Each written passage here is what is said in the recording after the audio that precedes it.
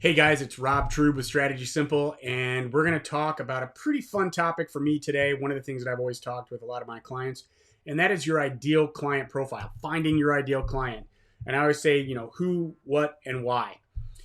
So, why is this important, right? Well, if you don't know who your ideal client is and you're chasing everyone, chances are you're going to end up with a lot of people as clients or customers that you you don't want.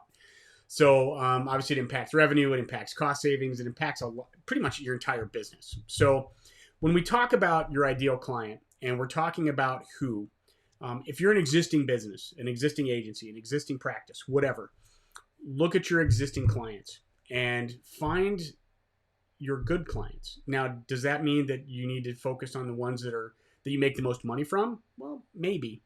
But if you make a lot of money from a client, but they just create chaos in your business, they're not an ideal client.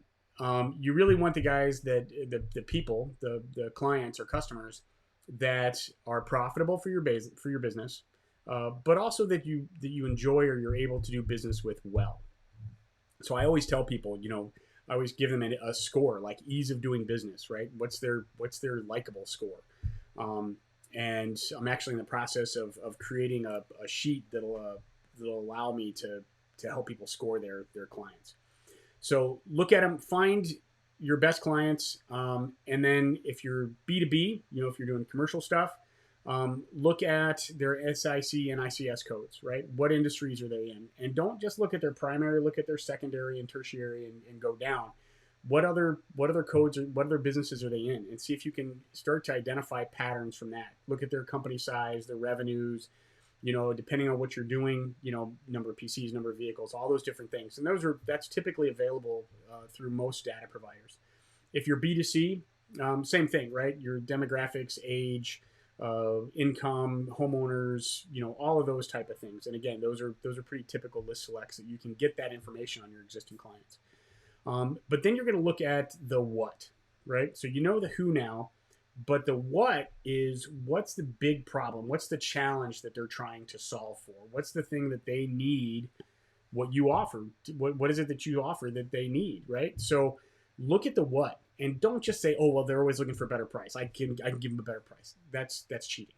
Don't do that. Because if you just compete on price, it's going to be a race to the bottom, and profitability is going to suffer, and all that other stuff. So, what is it that you offer that they need? And then the really important part is the why.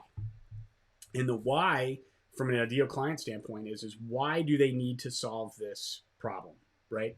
So is it security? Is it safety? Is it so if something bad happens, they've got coverage for it? If they've got software, that they'll be more productive. What's the big why? And then the bigger question is what's the price if they don't solve it, right? So if it's cost savings, lack of coverage, whatever it is, right? So build out that why. So once you know the who, once you know the what, once you know the why of your ideal clients, then you can really start to build out that ideal client profile.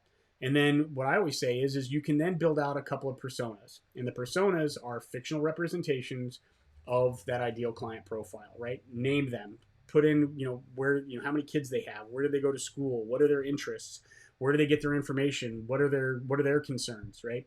And then when you're building out your marketing, when you're building out your messaging, you will actually act like you're talking to that persona, like you're literally communicating with that person, and that will help you really personalize your messaging. Because at the end of the day, I always go back to the thing, nobody likes to be sold, but everybody likes to buy. I feel weird about that because I like to sell. I mean, selling is actually fun, and it's a mindset thing, but people also want to solve their problems, right? And one of the main concepts is, and it took me years to figure this out, and I've had several people tell me the same thing. If you are not on a very personal basis with your clients, right, then they're more likely to buy from you to move away from pain than they are to buy from you to move towards pleasure, right? So depending on where they are on that threshold, if they're in danger, if they're in jeopardy of some sort, financial, physical, or whatever, they're going to move much faster to get away from that pain, away from that stressor, than they will to move towards the pleasure, right?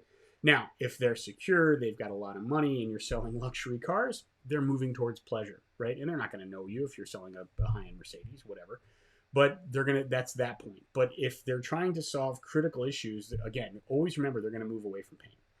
So, when you're thinking about this stuff, the other part is think again that there's two types of audiences, right? There's the audiences you control, and there's the audiences you don't control.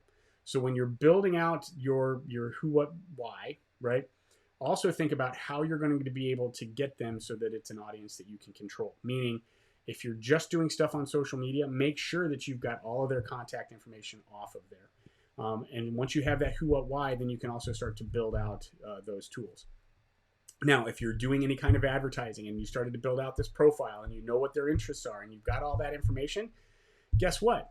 On Facebook, if you're doing B2C and to some degree B2B, you can build your audience and do a lookalike audience so you can actually prospect to that, right?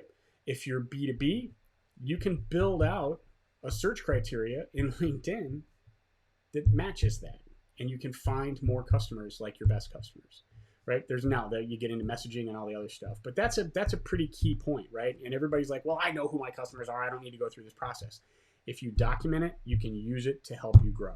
That's the main thing. That's it. So that's my video for today. Who's your ideal client? Who, what, why, right? So who are they? What's their problem? Why do they need to solve it? And then again, moving away from pain versus towards pleasure, and own your audience. So if you have any questions, if I can help you with that, reach out to me, let me know. Otherwise, have a great week, and we'll talk to you soon. Thanks.